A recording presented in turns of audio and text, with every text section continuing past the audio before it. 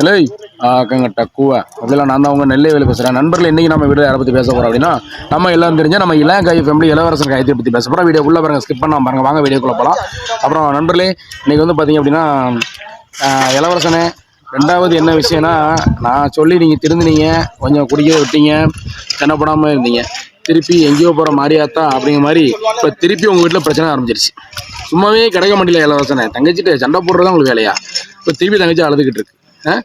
வீட்டில் தங்கச்சி சொல்கிறது நீங்கள் கேட்க மாட்டேங்கல. அது வந்து வீட்டில் வந்து குட்டி நாய் வந்து வளர்க்காதீங்கன்னு சொல்லுது. ஏன்னா பையன் ஆதிக்குட்டி இருக்கான். ஆதிக்குட்டி இருக்கும்போது அந்த நாய்க்கு வளர்த்தீங்க அப்படின்னா நான் பிள்ளைக்கு வந்து இன்ஃபெக்ஷன் ஆயிரும்னு சொல்லி தங்கச்சி சொல்லுதுல. நீங்கள் நாய் வளர்க்குறது முன்பு கேட்டீங்க. ஏற்கனவே நாய் வந்து வளர்க்கக்கூடாது அப்படின்னு நிறைய பேர் போராட்டம் பண்ணிட்டு இருக்காங்க. அது வந்து தூக்கி அது முகாமில் கொண்டு அங்கே விட்டுக்கிட்டு இருக்காங்க, இன்ஜெக்ஷன் போட்டுக்கிட்டு இருக்காங்க. அது தங்கச்சி சொல்ல நல்லது தானே, பச்சை குழந்தை இருக்குது, நாய் வேண்டாம், இன்ஃபெக்ஷன் ஆயிரும், பிள்ளைய கையை கடிச்சிரும் அப்படின்னு சொல்லுது. கொஞ்சமாக தங்கச்சி பச்சை கேளுங்க. அதை விட்டுட்டு சும்மா வந்து தேவையில்லாமல் வந்து சண்டை போட்டு இருந்தீங்கன்னா என்ன அர்த்தம் இளவரசனை? சும்மா தேவையில்லாம சண்டை போடுங்க இளவரசனை, பார்க்க சங்கடமாக இருக்க மாத்தாலும். தங்கச்சி பச்சை என்னைக்கு கேளுங்க, சரியா?